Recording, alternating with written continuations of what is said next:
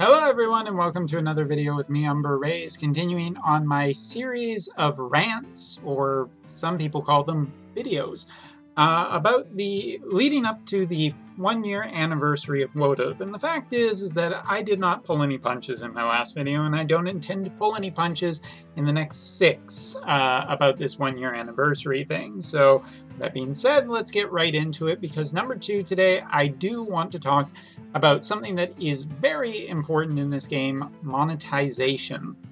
Now, I am not a person in the world who believes that, games can survive without, making necessarily money. Although you think of certain games such as your Final Fantasy VII remakes, your Witcher 3s, all of these games that potentially have some DLC after launch, or potentially have some bonus DLC for pre-ordering. And overall, I mean, all of these things, they make the company's money. The company needs to make money, and these projects, especially projects over a longer term, definitely need to pay back the amount of money that is invested, because a business will not stick around too long if it does not make money. Well, with that being said, I do have to say that Wotive's first year in terms of monetization has been somewhat of a joke, and continues to constantly get worse for a whole bunch of reasons. Now, of course, there is the fact that in Wotive there are 2 forms of currency. You have your regular free lapis, the lapis you get from logins, and the lapis that you can get by buying it, which is a different tier of lapis. It is technically called Vizier, but for anybody who plays Brave Exvius originally, you'll always just basically know it as lapis, and it always is going to be that. Long story short, I really just have no issues with having a premium currency system and with a regular currency system as well. I think that there does need to be a delineation in these games for people who are willing to financially support the game and potentially, spend money, versus those who are just playing the game for essentially free. And while definitely those people are supporting the game in the sense that, they talk to their friends, they talk to their people that they know, and just spread the news about whether or not they like a project or not. And that will potentially get more people to come play the game as well. I think that's all totally reasonable. But I gotta say that Wotive has gone far too far in terms of its monetization, and as well as its shop. And both of these things, I think we definitely need to talk about. So let's go in and take a look at this, because honestly, when it comes right down to it, all the things that I would love to talk about, there's just the fact that I need to talk about this shop. This constant reoccurring shop that feels like it is basically a scam. And I'm going to talk from some player experiences, because as a streamer, as a YouTuber, and part of a Discord community, I do talk to people, and I do talk to people a whole bunch. And even recently, I've even had some brand new players who have come to Wotive. Shocking, I know.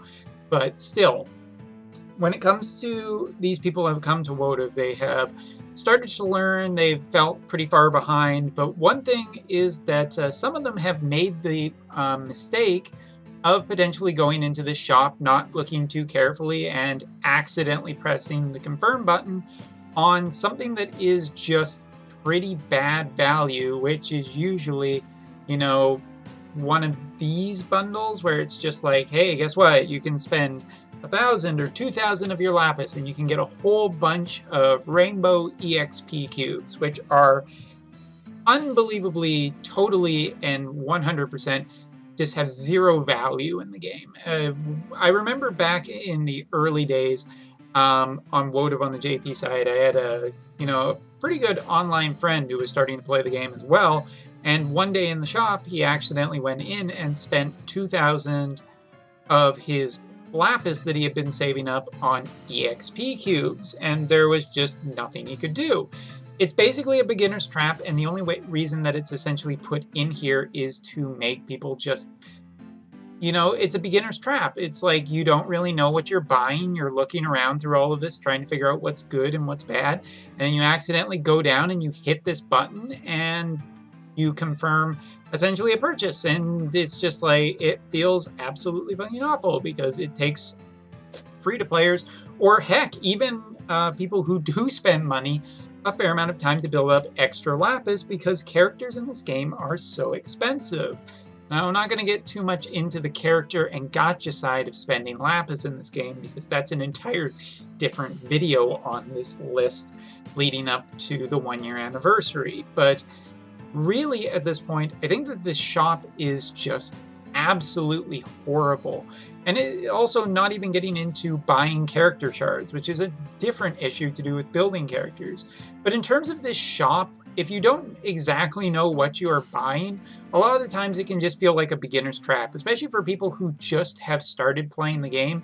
And that's kind of just one of the most interesting things about this game. This game makes no pretense that it's interested in getting new players, and at the same time, it's wearing down players with unfun experiences, with just too many characters, limiting what characters can be used in certain content. That's another thing we need to talk about. But really, if you are a player in this game, the full price of a multiple on items that you can essentially earn in-game other ways over longer periods of times, or things that are just not necessarily needed, or you just have no concept or value of how good 100 rainbow cubes are. And for anybody who's curious, who has not checked, it's basically worthless. You can only get about 6 levels from, I don't know, level 90 to maybe 96 with about 100 of them. It's not even good value. It's not like you can even get a character up to max level that you just LB4'd. It's just worthless. It's absolutely friggin' worthless. And there's just this problem as well of the fact that everything in this game has been monetized. Even job points. Something at the start of the year which was not monetized has been found a way to be monetized. Essentially on the JP side, for any of you globalers out there, you guys still have the 500 job point missions, where you go once per day and you bring your characters and you get like 500 job points from doing that one easy quick mission. Well, that's been gone on the JP side for months now, ever since these things popped up. Ovals. I even made a video about these ovals. But guess what? Of course they're fucking monetized. Of course there's a brand new shop for this to be monetized as well, and you can buy and get 100 of these, and it's only 1,000%, whereas the basic login ones you get are only 50%. An amazingly high markup, but just forcing players to constantly be buying this. And even this monetization system has been somewhat of a downgrade for a lot of players, where it's just like on the JP side, it's now we have to pay for our upgrades instead of just getting that 500 job points. And this is after the job point vision card has come out. Just like, where does it end? Rainbow rocks, rainbow orbs, stamina, something that doesn't even make sense to be monetized really, because even if you are spending money in this game, you are still capped on how much stamina you can spend. But guess what? You can buy these packs. You can buy the packs, guys. You can buy the packs. It is ridiculous to see how much monetization has become. Not just awakening materials anymore. Limit bursts, TMRs, gold, weapon upgrades, chocobo expeditions.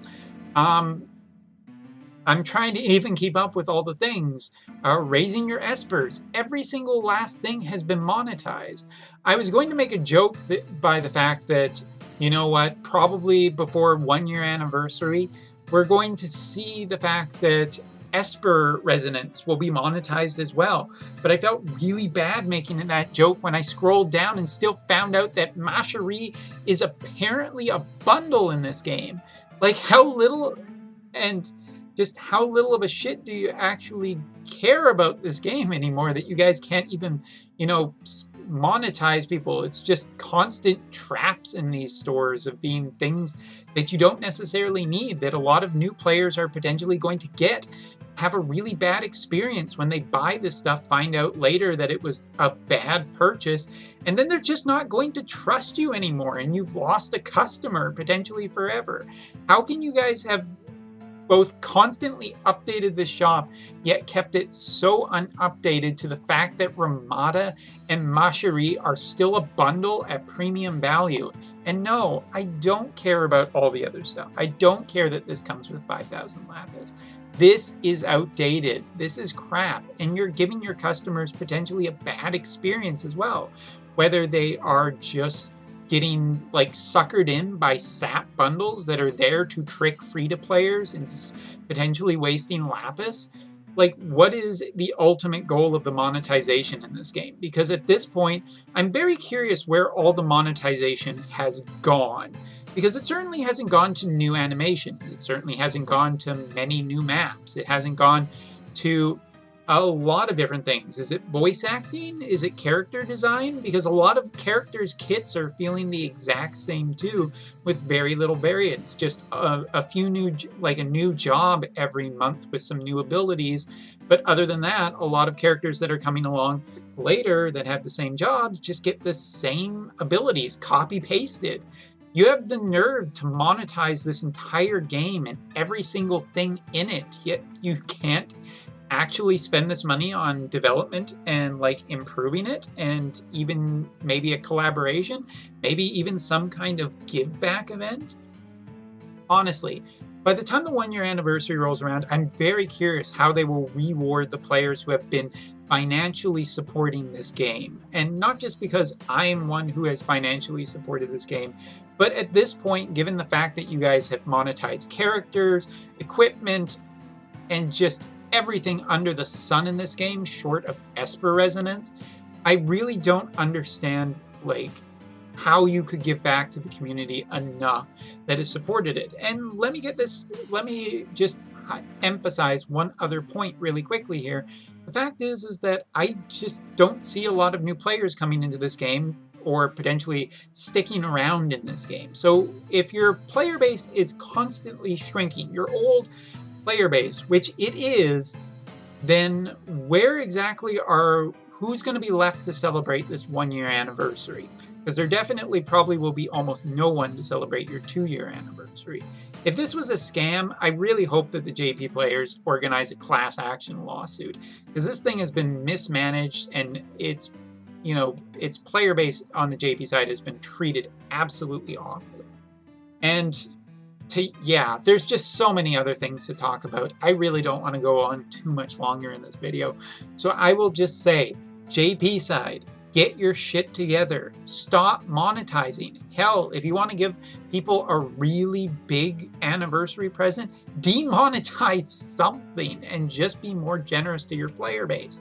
But hey, maybe that's the goal. Milk people out of money and then throw the game away and build a brand new one. God willing, nobody else will fall for it. Anyway, so that's it for this video. Tell me what you guys think of the monetization system in this game. Do you think it's fair? Do you think we're actually getting good value off of how much they are charging for everything? Don't answer all at once. But anyway, I'll be back tomorrow with another video on my countdown video number 3, where I think one of the things I really want to get off my chest is about unit builds and the gacha system. So anyway, no promises that will be the exact next video, but thank you very much for watching. Take care. See you next time.